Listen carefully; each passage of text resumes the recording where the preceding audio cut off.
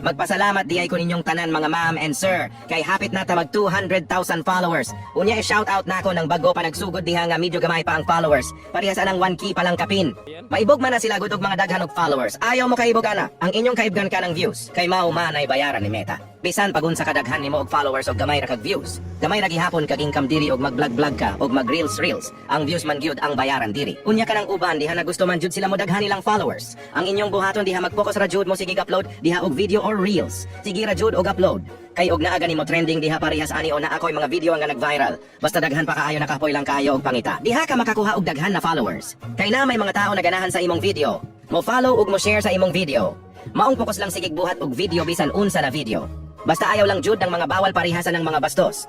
Kay sigurado ma-violation jud ka ana. Basta magkugi lang jud ta perme og buhat og mga video. Upload, mas labing maayo ka tulo or 4 o 5 sa isa ka adlaw. Para mas dali sa reels ka mag-focus kay bisag walay 1 minutes na video pwede na i-upload. Pero kabalo ba mo nga mas dako og income ang reels kumpara sa stream ads daghan? Nakaayo nakadiscover ana nga mga vlogger bisan. Ako kay taud-taud na pod baya ko na nagsugod aning vlog. Unya mo ingon na pod ning uban nga unsaon nako pag trending dol na gamay raman kaayo kog followers. Ay mo trending ra lagi na basta magkugi ra kag upload kada adlaw upload bisan unsa na mga video bisan pag naara ka sa inyong balay. Ako man gani tan-awa ng mga video na ko gamay raman gani nag-views. Pero sige ra gihapon kog upload kay kanang gamay na views bisan 50 views rana matigom raman gihapon nasulod sa isa ka bulan. Kay atong trabaho man gud diri ni Meta kay 28 days ang cut off.